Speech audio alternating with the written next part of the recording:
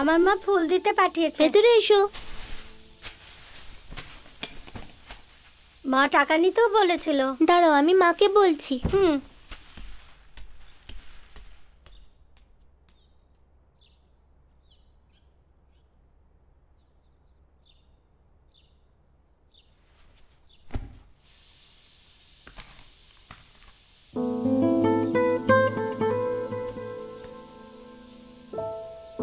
তুমি এটা কি করছো?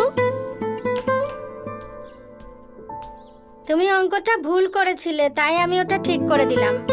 আরে তুমি তো একদম ঠিক করেছো। তুমি কোন ক্লাসে পড়ো? 6 এ পড়তাম, কিন্তু এখন আমার স্কুল যাওয়া হয় না। কেন? আমার বাবা বেঁচে নেই তো, তাই মা মাইনে দিতে পারে না।